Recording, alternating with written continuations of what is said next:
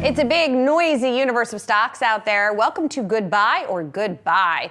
Our goal to help cut through that noise to navigate the best moves for your portfolio. Today we're looking into the sales and marketing software landscape. And we've got a special treat here today. RBC Capital Markets software equity analyst Rishi Jaluria is with us. Usually we talk to you remotely from the West Coast. So it's a pleasure to have you here in person. Wonderful to be here. Thank you so much for having me. Yeah, so let's get to it here. Let's talk about the stock that you think is a good buy right now, and that is HubSpot. Now, HubSpot up about 13% or so over the past year. So let's get to why you like it. You talked about, first of all, that it has sort of a single platform approach. Why is that a strength for the company? Absolutely. And, look, for those that don't know HubSpot very well, it's effectively like a Salesforce, that it does sales, marketing, service, commerce, operations. However, in contrast to Salesforce that has grown through acquisitions over the past 10, 15, 20 years, HubSpot built all of these on one single platform. That means it's one user interface, one single source of data to do all of these different functions of what we call the broader CRM ecosystem.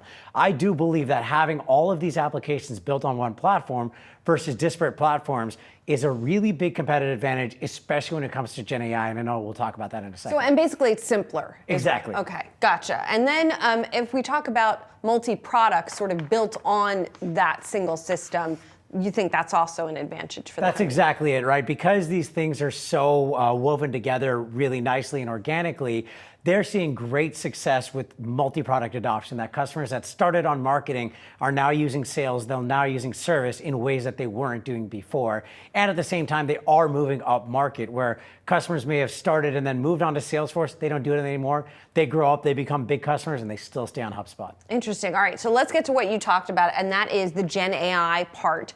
You like their Gen AI roadmap. What is their Gen AI roadmap? How are they using it? Yeah, to me, what's really important when we think about software companies' AI strategies is, are they bolting on AI, or are they fundamentally re-architecting and changing the way their software works to be AI first and AI native? And that's exactly what I see out of HubSpot. I would argue they have probably one of the most impressive AI roadmaps of any company in front office application software. You see new use cases that you can unlock from it. You get new insights into your data, pipeline build, opportunity generation. These are not just making you more efficient, but making you effective in ways you could not do in a pre-Gen AI world. Gotcha. We always talk about what a potential risk to the upside here. And in this case, maybe what do you mean by tech ceiling to enterprise ambitions? So what that means is, what if there's a certain limit of how big customers can get that they can go after, right? Because that's really where the opportunity is large enterprises, right? Fortune 500, Global 2000. HubSpot absolutely has their hands full attacking SMB and mid-markets today, but over time, I can imagine their ambitions are to go into the enterprise. Remember, Salesforce began it as an SMB tool, going after the behemoth that was Siebel, and look where Salesforce is today. I can see HubSpot do the same thing, but it is really important that their technology can scale, and they have those enterprise-grade features and functionality that really large companies like ours actually need.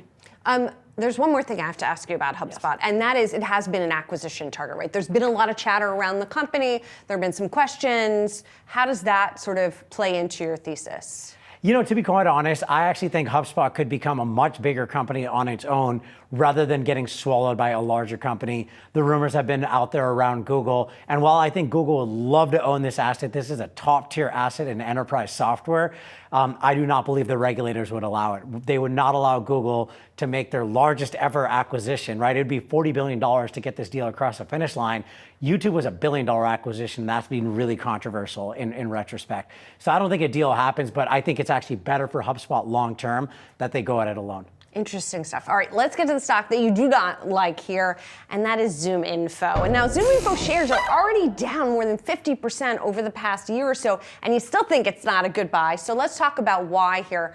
Some of it is macro. Now, why is macro affecting ZoomInfo more than perhaps some of their competitors? I think there's a couple reasons for that. So for those that don't know ZoomInfo, it's primarily contact data to help salespeople better reach targets. Like lead generation. Exactly, kind of lead stuff. generation. And this was super, super important during the heydays of 2020, 2021, when there was no such thing as bad spending in software.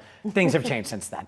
And so macro, I mean, if you can imagine, they're very, very exposed to the software vertical, to tech, to startups, and that's where we've seen a lot of the layoffs happening. And at the same time, as every company is trying to pivot themselves more towards profitability, that means their focus is more on growing with existing customers rather than landing net new logos, which is the bread and butter of what ZoomInfo is used for. Gotcha. And they're fighting for that pie with other companies. That's exactly it. The competition is getting a lot worse. 3 years ago, we used to talk about how ZoomInfo had the best depth and breadth of data, and I think competitors have significantly caught up to them, most notably Apollo, which is in this space, and then HubSpot actually made an acquisition in this space as well, and I can imagine they're just going to give it away for free to their large existing customer base. ZoomInfo is an expensive product. I think their list price is $10,000 to $15,000 per user per year. Effective price probably a lot less than that, but that is going to put a lot of pressure on them. And then at the same time, when their competitors are getting better, I think that's a tough combination for ZoomInfo. Well, and then Rishi, the other thing is we continue to have this debate over what AI could potentially replace, what Gen AI could replace. And you think maybe ZoomInfo might be on that list? I think that's absolutely right. Look, LLMs are really good at scraping the web. That is what they do. And that is one way in which ZoomInfo gets their data. And look, I live tested this. I used one of the LLMs out there and I said, with my prompt, I am an AWS sales rep. Who are the 10 people I should reach out to at General Motors? And it gave me their names, titles, and LinkedIn profiles. Ooh. It's really hard when I can do that for free with a publicly available LLM to pay however much ZoomInfo costs. What could go right for Zoom? I mean, because this seems like a pretty negative scenario here, but what could they do? I think the big thing they need to do is build up the stack, right? They have this data asset that was differentiated. Maybe it's getting more commoditized, but if they can use the large install base they have and all the data they have and build, I think, really useful value-added applications on top of that. Think about, how AWS went up the stack and built all these functionality on top of the core storage and compute. I think if ZoomInfo could do that, that could turn things around. I have not seen evidence that ZoomInfo knows how to build really good software yet. Interesting. Well, we'll be watching for any of that kind of evidence. And just to be clear, for folks who are watching, you don't have a position in either. That's right. I'm not allowed to own any of these. Good to know here. Rishi, thank you so much. Buy HubSpot. Avoid ZoomInfo right now. Again, great to see you in person. Great to see you. Thank you for coming in. And thank you so much for watching Goodbye or Goodbye. We'll be bringing you new episodes at 3:30 p.m. Eastern.